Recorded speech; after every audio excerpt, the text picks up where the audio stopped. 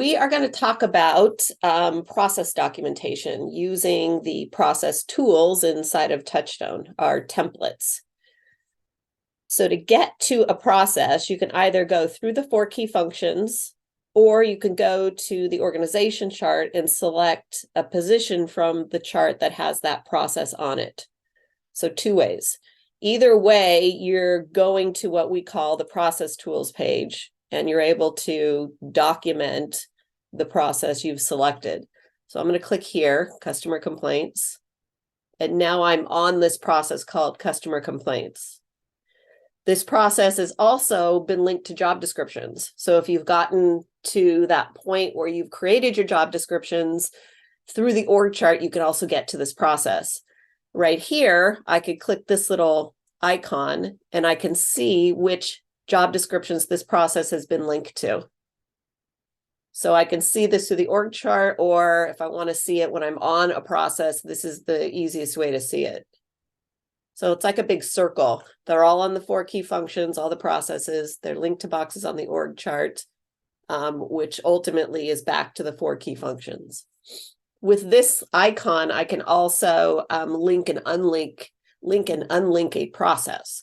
So if I wanted to link this to the operations manager, I just click right on it, and now it's on that job description. If I want to unlink it, I click on the orange and it goes away. Okay. So we are on the process tools page right now. And what we mean by process tools is over here to the left, you see these templates that we have available to document with. So the first template right here is called a work plan. And then we have checklists, scripts, uploaded files, documents, the custom form tool, a policy template, and then we have video and audio upload. So when we say process tools, we mean the templates or the tools that are available to you to document the process with. Now, it's probably rare that a process would use every tool. So if I choose to document this customer complaint process, I decide which tool is most appropriate or best for that process. I may use several tools like you're seeing in this example. There's a work plan here, there's several scripts, there's a document, there's some custom forms. A process may just have a work plan and that's it. So it's up to you to decide which template is best. And that's part of the intention of this training series, and the one next week is for me to explain to you what each of the tools is about, situations when they would be used, how to determine which one to use. So all that information is what you're going to learn today and next week. Today, we're going to talk specifically about work plans and checklists, as well as some of the overall functionality of the process tools page.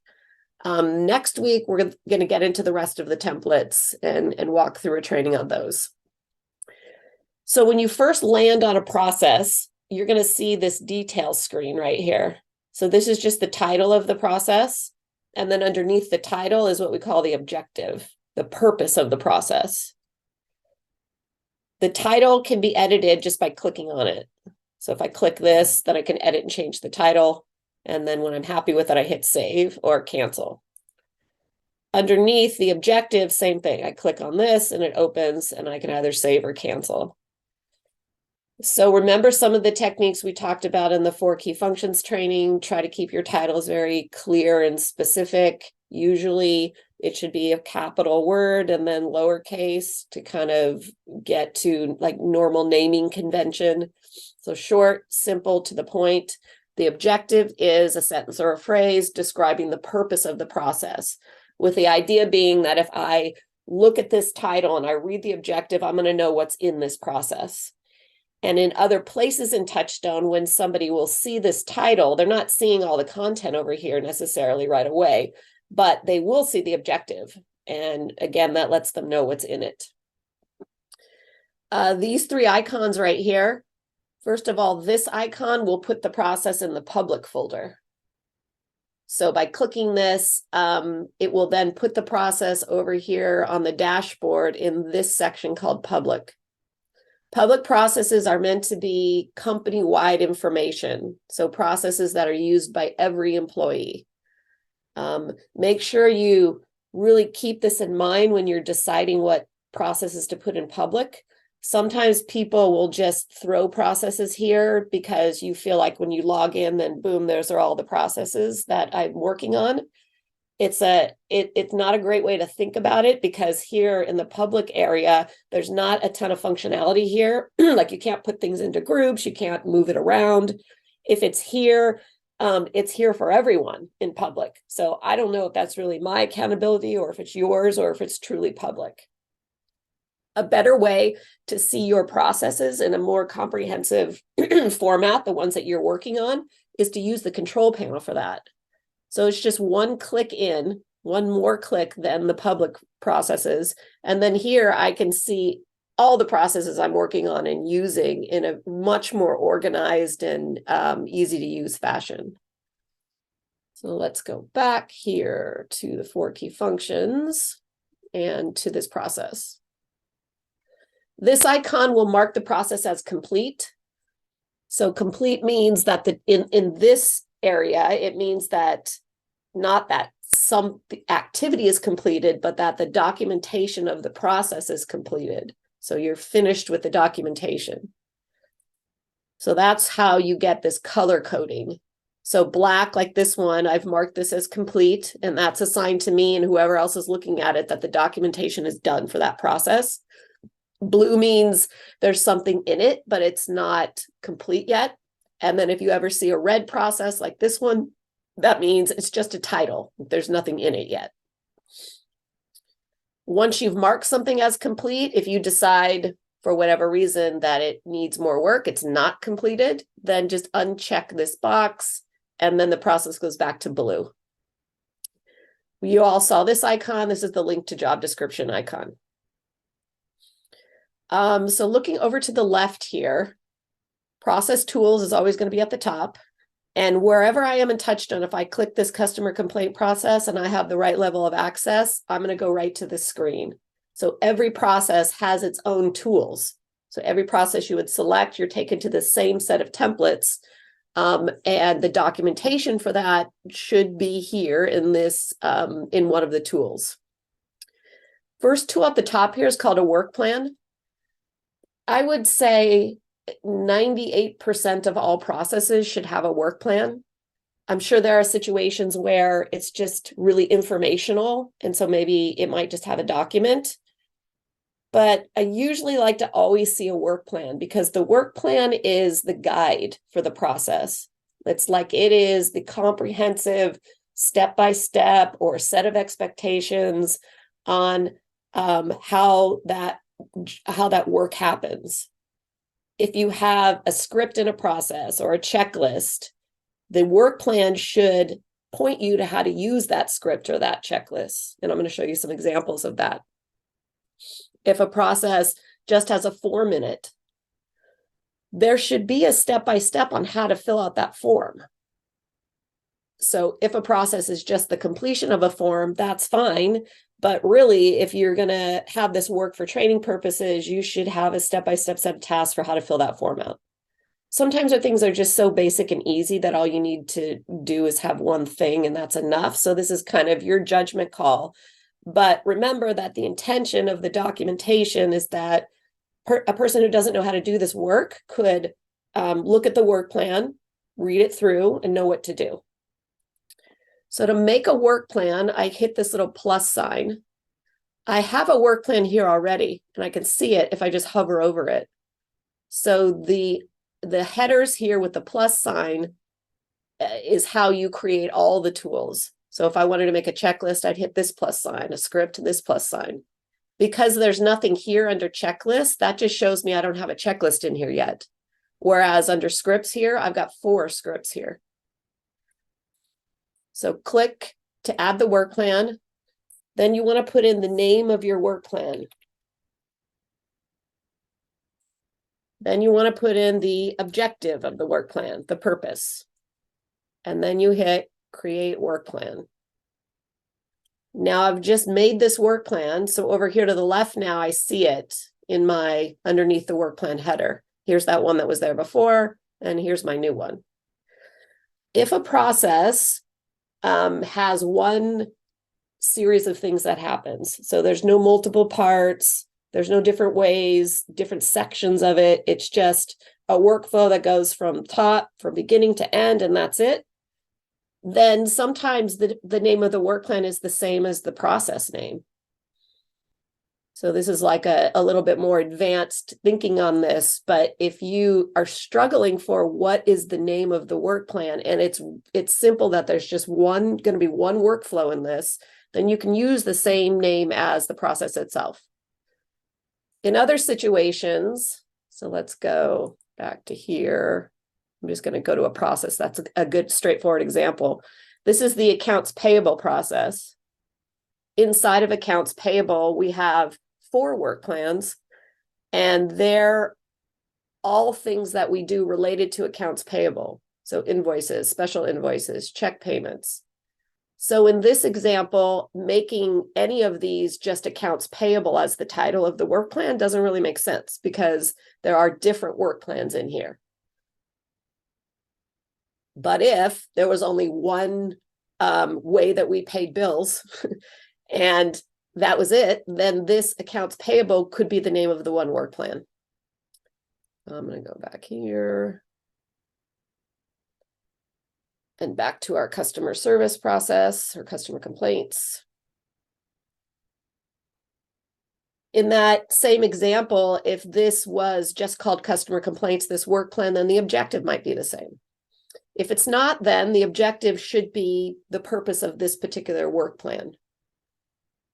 So I think a good thing to do when you're starting to document a process, like it's blank and you're starting from scratch, is to really think, is there one work plan in this process or are there multiple work plans?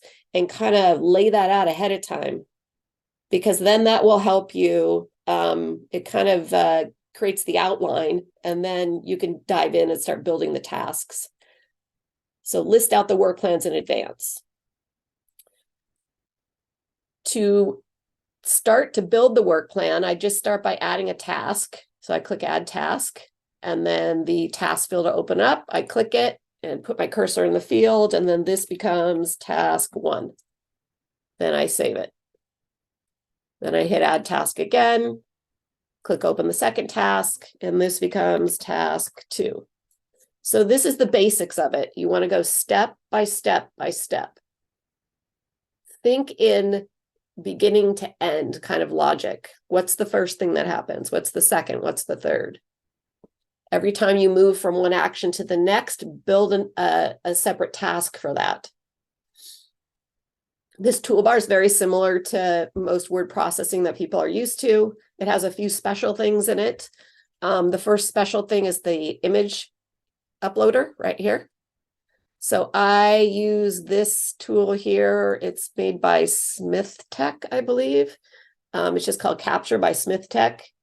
The Windows operating system has its own snipping tool in it that comes as part of the operating system, but it's very limited in its functionality. I think Macs have their own built-in snipping tool. I'm not sure the extent of that. Macs tend to be better with design type things, so my guess is a little bit better. But the Windows operating system one is junk. So I would recommend getting something like this. This is free. So this will allow you to take screen captured of snippets or small things, as opposed to just doing a print screen. And then you've got this big screen that you're saving as an image and trying to insert into the task, which is kind of unmanageable. So with this tool, I just hit the capture button, and then I'm getting my screen here. And so I would go down and take a picture of what it is I want to snip. So I'm just clicking there and pulling it out. And then you get this clear, specific screenshot. Once I am happy with it, I go capture image. And so here's then the image. Once it's captured, you can change the color of things, you can highlight, you can draw little arrows. This is something that the Windows version of this does not do. You can put in text if you want, highlight things.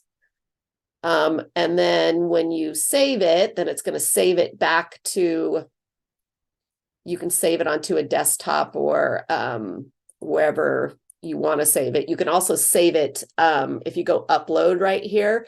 You can save it to your actually account inside of the Smith Tech Capture, so you're not having them all over your desktop.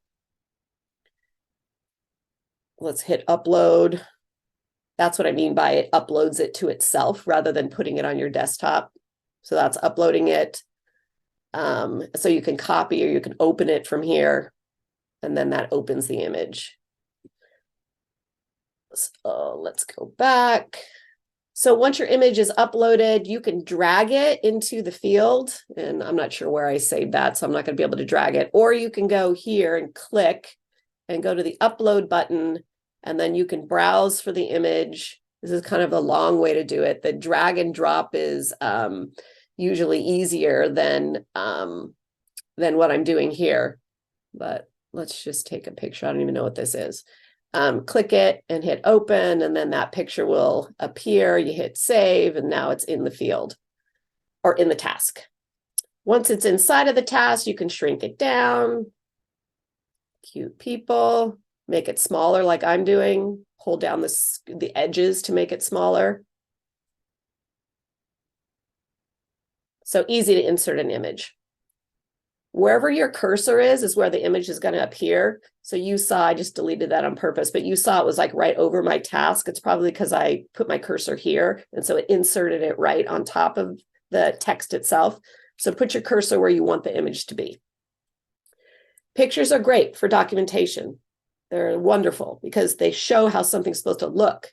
And if you can show how it's supposed to look, then you do have to do less explanation in writing. The second special thing inside this toolbar is the hyperlink tool, which is right here. So you can make a hyperlink to anything that lives on the internet, including other web tools, web pages, websites, or you can make a hyperlink to anything that's inside a TouchStone. So to make a hyperlink, I highlight my link word. So you have to choose what you want the link word to be. You go over here to the hyperlink tool. I hit the drop down, and these are all my link type options. So URL is the first type. So this would be a website or a web page. So if I'm going to link to something, particularly another web tool, I might go up to the address bar and just copy it of that page I want to link to, and then I insert it into here, and then I hit insert. That way you get the whole website. Or these are the other options that are inside of TouchStone itself. So processes, so I can link from this task to another process in TouchStone. So if somebody is doing in this task, you need information from another process to be able to finish that, then you can link a process, or you can link tools inside of that process you're in or inside of other processes. So here's where this idea that the work plan kind of is the overarching explanation of the workings of the process, and the work plan shows how the other tools are used. So in a task in a work plan, I can say, fill out this checklist. I go to a checklist, link type, hit the drop down here, choose the insert and hit insert link. And then when I save this, then this becomes clickable and will take me to whatever I linked it to. Right up here, let's go over this toolbar row. So this first icon is our new AI Workplan Generator. So it will use the artificial intelligence, the AI, to create a work plan for you. So when I'm using this, it's usually going to be if I'm trying to make a work plan I've already built better, or if I'm starting brand new, I put in this process and I just want to see what's available to me as a head start. I think it's pretty rare that you can use the AI and maybe even our library processes just as they are and then move on, it's done. You want to do some tweaking to it to make sure it works for you. So to create an AI generated work plan, I just click the AI button, and now this is where the prompt goes. Create a step-by-step for. So in this field, this is kind of turning into a science on how to create these prompts to get your desired result. I'm going to just put customer service to keep it simple. And then I hit go. So in the prompts, I could make this more specific by saying create a step-by-step for customer service for a construction business, or create a step-by-step for customer service when the customer is very mad. Create a step-by-step for customer service for a restaurant at a 5th grade reading level. So you can even go that far and make it so it's creating something that is for your audience. So once it's been created here, I can scroll down to see it all. Let's say I like this. I think it's, you know, a good place to start. All I do is hit add to work plan, and then it adds it. So these tasks here were already there, so that's why they're still there. And then the step-by-step is here. Once it's added to TouchStone, you then can edit it. So if I click this task, like I want to change this at all, I can, and then I just hit save and it saves it. I can drag the tasks around. So all the functionality that normally exists in the work plans is here now. So let's say I build this work plan with the AI, and then I'm like, well, let's see what else I can do, or let's see what more I can add to it. I choose I go to the work plan that I want to add to, or maybe replace, depending on what more I can discover through the AI. I click AI, and you see these buttons have changed. So TouchStone knows that there's already a work plan here. So when you create a new step-by-step, it's going to say, do you want to replace the old work plan with the new one, or do you want to add this to the existing one? So pretty straightforward functionality. I think this is it's fun, first of all, and it can give you a head start on things, and you'd be surprised at, you know, how smart the AI is. You don't just want to create content for the sake of content, because, you know, we all know that it just doesn't, it's not useful that way. It might be fun and exciting to have something new, but if it doesn't seem practical and real to you, your employees aren't going to view it that way either. I think AI, Chat GPT, all of this, Scribe, it's all allowing us to create massive amounts of content really easily. And then the question becomes, how do you use all this? So that's where TouchStone shines, right? Because you can take all that content, you can put it into TouchStone, link it to a job description, have your employee log in, and there it is. So the usability of it is really key. It's not just content for content's sake. This icon right here will convert a work plan into a checklist. So if I click this and say, okay, then it's just taken this work plan and turned it into a checklist, which now appears right here. This task is just funky because that's where my image was and I didn't delete it completely. So this is kind of fun functionality, because if you need a checklist, a quality control checklist, or you need evidence that the tasks have been done, then you can quickly turn the work plan into a checklist. This icon right here will allow you to move a process tool from one process to another. So if you had 2 processes for accounts payable, and based on what I said, you want to combine them, move them together. Or another thing that happens is you may have downloaded a process from our library for customer complaints, say, but then you added your own customer complaint process, and you want to look at our library process and decide, what of that do you like? What do you want to move into your process and keep? So to do that, you just click Move Process. Then I'm going to hit the drop down here. Now I'm looking at my 4 key functions right now, and I'm hunting for the process that I want to move this checklist into. So I go to the sub function, and then I click, and I see all the processes in that sub function. I go to the process I want to move it into, and then I hit move. And so now that work plan is gone, you can see it's disappeared from here, and it's been moved into the other process that I chose. So let's go back here. This is our export feature, print, send. So you can send this to your printer and then print it as a PDF if you want it as a PDF, or you can download it to Word. To the right of the export options, we have our archive. So archive allows you to keep versions of your documentation. So there's usually a couple reasons why you would want to archive something. One would be if you're in an industry where you have to prove that you've updated something.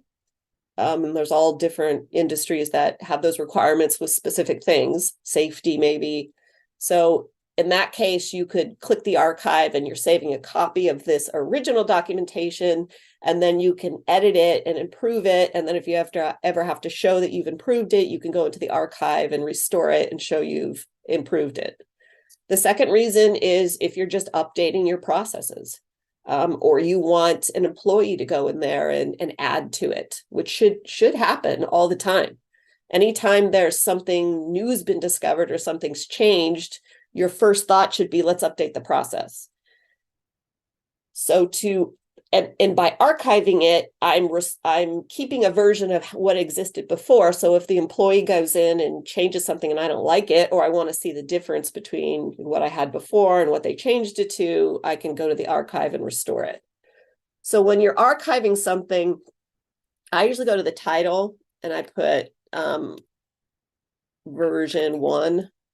You can do, whatever your choices around this. It saves it by date it was archived, so you don't necessarily have to do this, but this is usually what I do, version 1, then I hit save, and then I go to the archive, I click archive, you say okay, and now a copy of this work plan has been put into the archive. Then I go back to the title and I just get rid of the version 1.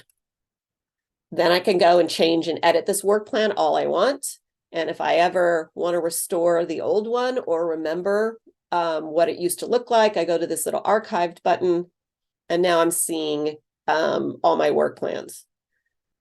So they're in date order. So you don't necessarily have to keep versions. I can tell by the date what the versions were, how many versions there are. If I want to restore it, I hit this little restore button down here. Or if I just want to view it and I not necessarily want to restore it, I can just view it here to see what it is. All right. That is the archive. And then lastly, here we have the delete button. So this delete will delete whatever you're on. So I'm on this work plan right now. If I hit delete, it's going to delete this work plan. The only people who can delete are admin users. So you don't have to worry much about people going in and deleting things. Only administrators can delete. And furthermore, when something's deleted from TouchStone, it's not actually gone. So if I deleted this and then I thought, oh no, I shouldn't have deleted that, I can just go over here to this deleted. It's like a trash bin. And now I see every work plan I've ever deleted and the date, and I can restore it. Okay. So let's talk about what makes a good work plan. What are some of the pitfalls that people fall into when documenting? And what are some good techniques, things to do and not to do? So I built this just as a way of demonstrating things not to do and a few things to do. So this is something I see quite commonly, this first task. So when people, some types of writers document, they're thinking of something in a story. They're thinking of a vision of what's happening. And they'll write the task like they're writing a novel. And it goes sentence after sentence typically. It's generally full of a lot of extra adjectives and verbs. It's explaining it in writing style. And this doesn't make for good documentation, because when I'm looking at this, it's like, whoa, what is this? It's a lot. And if I try to read it and then I try to perform the steps that it's trying to illustrate, it's very hard. So when you see content like this, break it up into more of an outline, more of a step-by-step. So one of the things you can do with these run-on sentences, it says, gather the following information in order to have the information you need to address their issues. So this is kind of overkill here. I'm gathering information in order to have the information. That's somebody telling the story. So you probably don't need, that said twice. So gather the following information you need. So I can delete that. Then this is saying gather something, collect something. So that my mind immediately goes to bullet points, right? Like, what are the things I'm collecting? So I can go here and hit enter and then use the bullet, and every place that I see a comma, then I bullet point that out. Once you've gone through this, you can even go and try to clean this up a little more. So this says gathering the following information you need to address their issues, ask for, you probably don't need to say ask for, you could just say a list, right? Client's name and phone number, location, so I can get rid of the ands. So it's not very difficult to go in and take documentation that's been written like this and kind of turn it around. Another thing to look for is if more than one thing is happening in this work plan. In other words, are there multiple tasks within this? Because that's another pitfall that people fall into. They start telling a story, and then the story just continues, and you're not really paying attention to, did that end? Am I starting something else? So like this is, we're still asking for things. We're asking these things from the customer that we're gathering.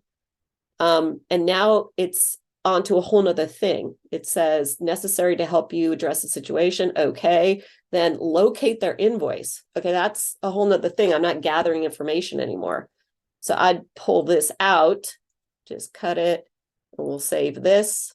Then go down to the bottom, add a task. I already have one added here. Then I'm just going to paste this into the task. The next task, I hit save. Then I'm going to take this and drag it up and make it number 2. So now it's starting to look a little better, right? Because my eye is going to gather these things and then boom, boom, boom. This is what I'm trying to get. Now I'm going to locate their invoice. This is how I do that, which is also not written very well. So if you can't, this is an if-then, which happens in tasks. So I'm supposed to locate the invoice. If I can't find it, then what do I do? So think about that kind of writing technique and be very clear with the if-then. So this says locate their invoice. If you can't find the invoice using their name, ask questions to determine their job. Like ask the customer what date it was. So you see how this is continuing to be like this story that it's telling. And my mind's trying to absorb it all. But if I'm thinking, what's the first thing I do? So this also could be broken down into probably bullet points. And the language could also be kind of made more precise or cleaned up a little bit. When you see something in writing that says, ask the customer this, or pick up the phone and call them, or ask questions to determine something, the ask makes me think script, right? So the script template, we're going to go over more details of that next week, but over here is the scripting template. So if I'm ever asking something, not all the time, but typically a script would work nicely for that. So this says locate their invoice, and I'm asking questions in order to locate their invoice. So I might then decide to have a invoice script like this one. So in the script, you have prompts and you have the words that are spoken. So this says ask the customer for their name in order to locate their invoice. If you can't find the invoice using their name. So I just took this whole sentence and pasted it into the prompt, speak clearly and calmly. And then the script is your job name under someone else's name? So you're putting in like, what are the ways that you do that? How do you ask them the questions? And then when you're saying things like speak clearly and calmly, you can even put like little techniques in for how to do that. Like, boy, I can't find that under your name. Do you have the invoice number? Then you can even go on from there. So now this door of this script is opened, and we're not just doing tasks right now. Now we're getting kind of creative in how to ask things and how to articulate things, which is very important in a customer complaint process.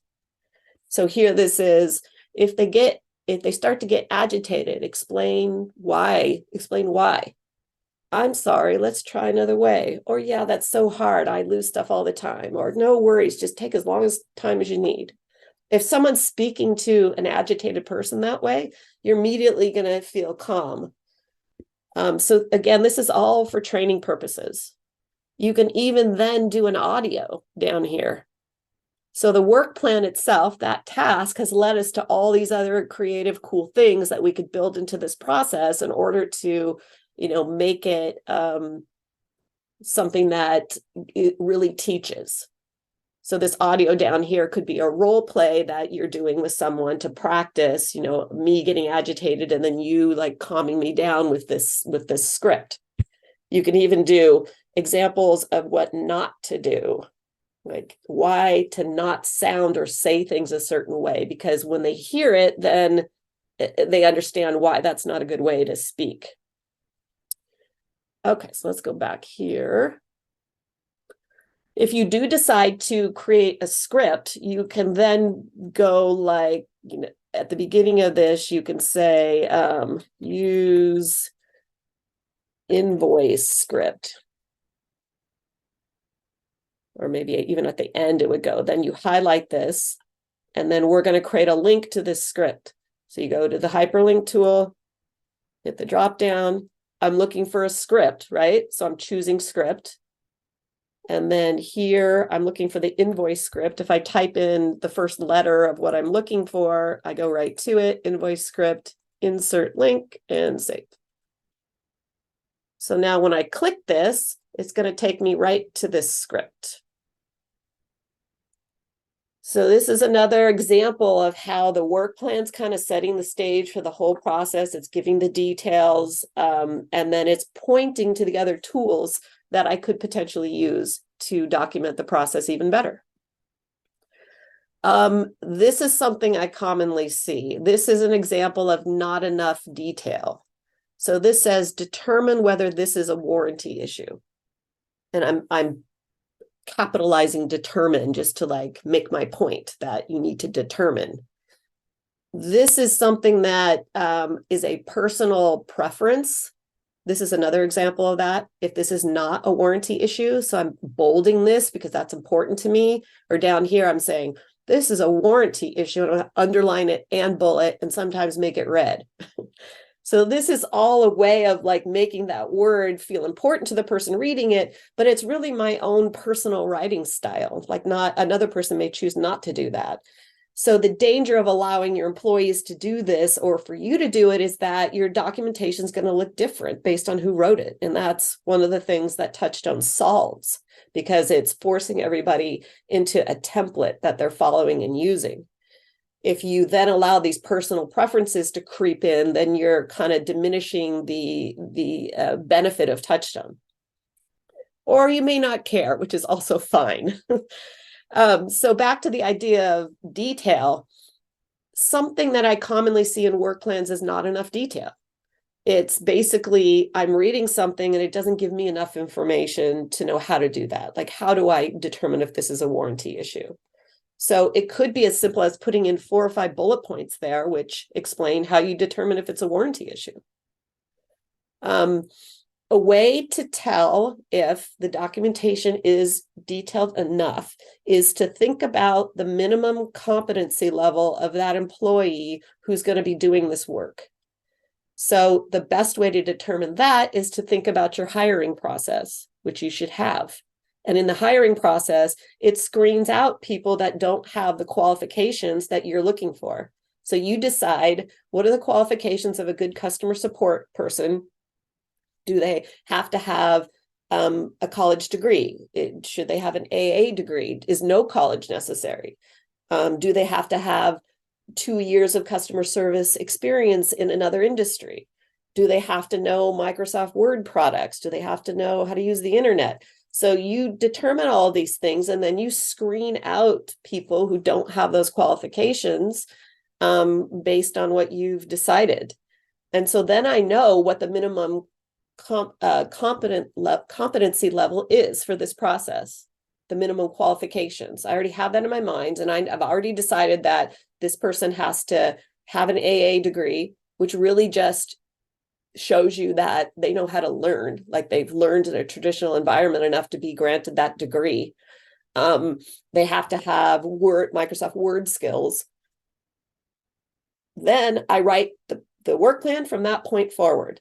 So I don't have to explain how to use Word, how to open up a website. I can assume a certain amount of logic and some basic understanding because they have proven that they can get a college degree. So think about the minimum competency and build the work plan from that point forward. Another extreme example is like if you're a doctor's office, say, or you're a law firm, you're hiring paralegals or doctors to work in your firm or practice. I don't have to write processes to teach someone how to be a doctor. Like I'm hiring them, they already know how to be a doctor or an attorney, but I write it from that point forward. So I'm going to assume that they understand certain things because that's their minimum competency. And then I got to put in all the details there forward. There's another technique related to this that I learned at eMyth from Michael Gerber himself. And he used to say, and people didn't like this a lot of the time, but he said that employees can be replaceable because you can create documentation that makes them makes your business not dependent on that person. So he said it in a harsher way than that, but he didn't mean, that people aren't valuable. All he was trying to say is if you have really great processes, you can hire someone who has less qualifications or skills or competency, and the process will teach them. The process will teach them. So you could hire a minimum wage employee and train them how to do something that that normally requires a college degree if your processes are good enough, if your systems are good enough. What else? So here's another example of some hyperlinks. Like this is use the providing a solution script, fill out the customer complaint form.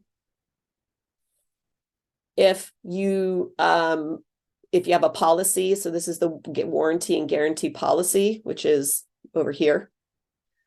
Another quick example, if you have a task which needs to reference another process, so this says log into the CRM and go to the customer screen. So that's pretty straightforward based on minimum qualifications. Maybe it's not necessary to say more than that, but if you did want to, you could highlight this log into the CRM, and there should theoretically be a process on how to use the CRM. So down here, I can scroll down. Here's that CRM how-tos. So even if I didn't know if there was a process for this or not, I could search for it and see if there is. Then I hit insert link. If there's not, maybe I need to go and build one and then link it. And then I hit save.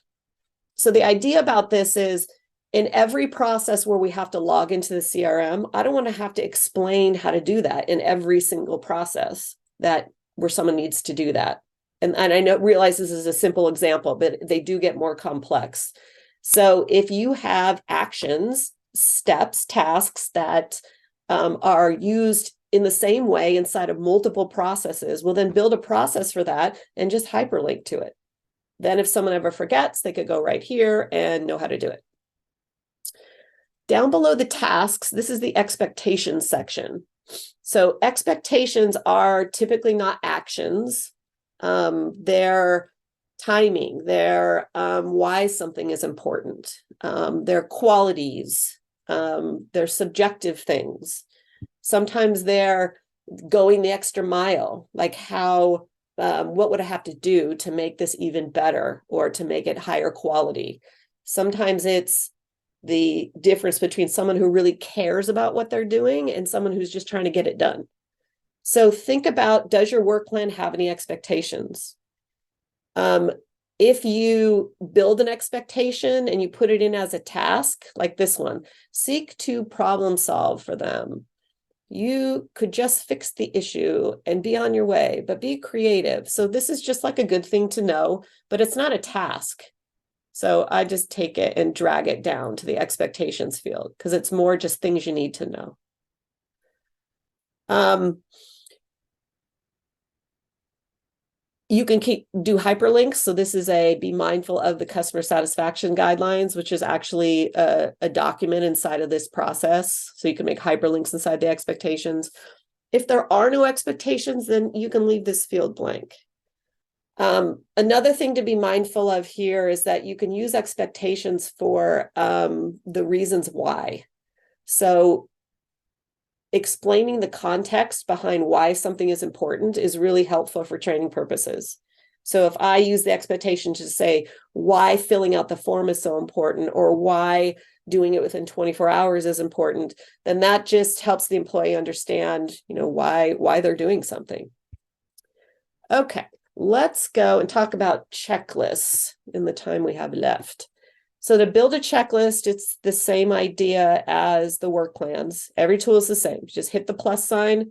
Then I put in my checklist name, purpose. What's the purpose of the checklist?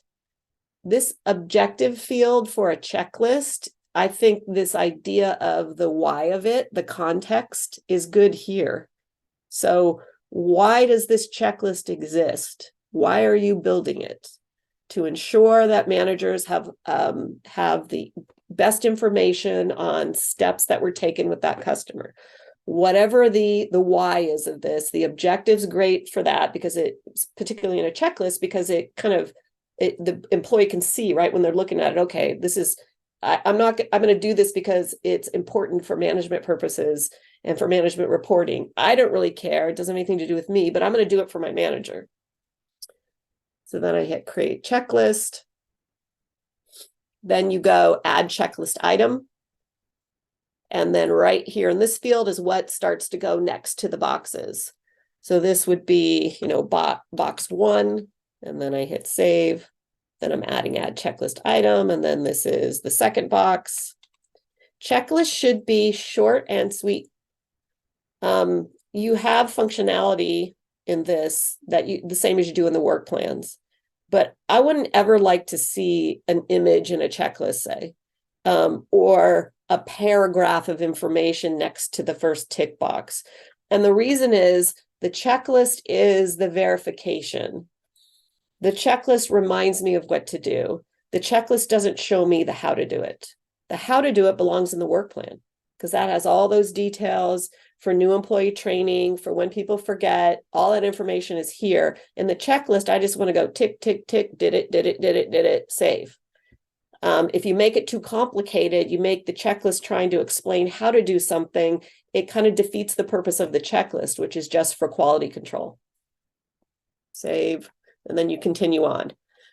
You could also take a work plan and turn it into a checklist. So there's name. This work plan is what we did there. We took the AI and we turned this into a checklist. So the checklist functionality is pretty straightforward, pretty easy. I think the biggest thing that happens with checklists is, first of all, you build a checklist to try to document the process, which really should belong in a work plan, because that's where, again, where all those details are. Or you build a ton of checklists because you really love checklists, and then nobody fills them out or uses them. Or you take a lot of time and effort and you build a really great checklist that has a lot of important purposes, and then nobody uses it. Or you get everyone to use it, and then a month goes by and you go back to look at the checklist and nobody's using it again. So all of this is the fault of management. It's the manager's fault. So if you build a checklist and your intention is that you need this for quantification purposes, or you need a customer service checklist that shows that somebody has done these steps, because when the customer calls you and says, they didn't answer, they didn't help me, they didn't, and you're sitting there in the hot seat going, what, you could go back to the checklist and say, well, they called you on this date and this and this and this happened. So it's giving you this confidence that you know what happened. Another reason a manager might need a checklist is just to make sure things are happening without them having to ask, right? So you want to make sure the employee is doing the things that they're supposed to do, and you don't want to be asking them, is that done? Is it done? Is it done? Sending emails, is it done? Is it done? and then find out there's a big problem brewing because it never got done. So the checklist helps you with that because you make sure that the employee has done it. So let's talk about some tools in TouchStone which really help with this idea of making sure that checklists are used.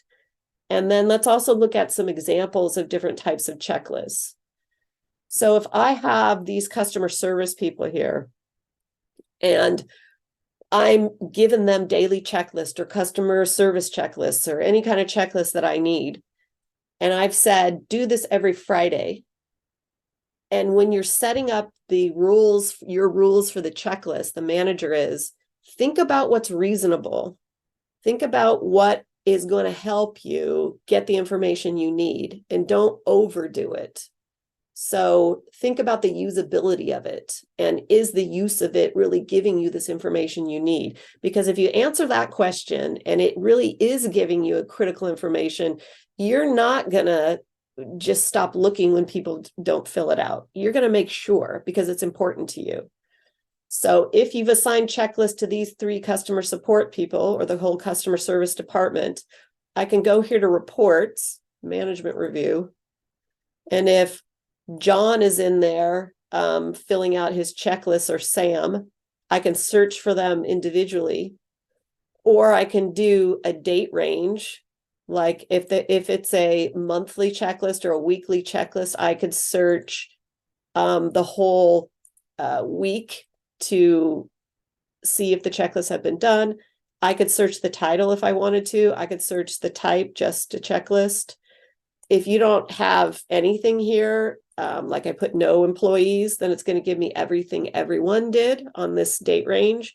But if I choose an employee here, again, like Sam, and then I hit run report, there's probably not going to be anything here because this is a demo account, but you get the idea. It will give you a list of everything that that particular employee or all the employees filled out. Then from a quick glance, I can see, oh, they all did it, or Sam didn't do it, Mary didn't do it. The minute I see that, I'm right on that person. I go to the dashboard, I go to Mary, or let's go to Sam. I know he's supposed to be doing his to-do checklist. I go to this to-do checklist. I assign this to him. I give it the same day or next day, and I say, you didn't do this. I need it. It's important for this reason. And then you send them a notification and you hit assign. You're only going to have to do that a few times before people really get the fact that you're serious about this checklist. I think if managers stop doing this, then they're saying to their employees, it's not important to me. So the thing to focus on here is make the checklist important, make sure it is important. It's not overkill. It's essential for you. You really need it. Implement it this way with the employees, assign it to them, say, everyone's going to do this once a week for these reasons. This is why it's really important to me. It's not just do what I say, do it because I told you. You're going to give them some context for it. Why? Then run a report every week. Just reports, management review, put the week in, run. It's a few seconds. You see they're all there. They're not there. Okay, I'm going to go right back to the dashboard and assign it to that person who didn't do it. And we're going to do this over and over again until they get it right.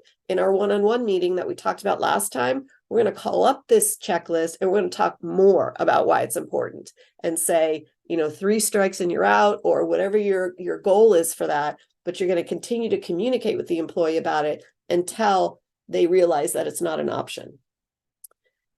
So I'm going to go back here to the dashboard. Here's some examples of checklists.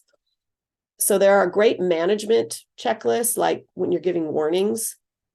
So if you give a verbal or a written warning, you could go to the checklist. There's forms for this too, but you could just simply go, warning checklist. I did this, I did this, I did this, put the date in, put notes, hit save.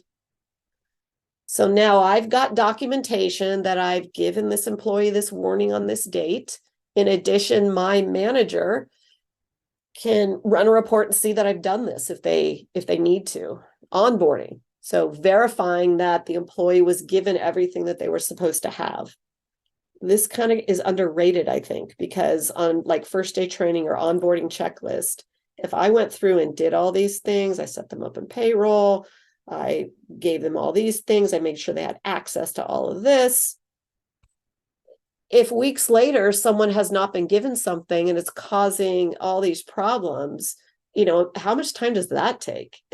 That takes a lot of time to sort through that all and irritation and figure out what happened. That could be an hour. Whereas if I was the onboarding person and I just did this originally, and this is my point too, when people say, oh, the checklist is just, takes too much time. Well, if it's an important checklist, if it has a reason like this one does, if they don't do it, imagine how much time that takes.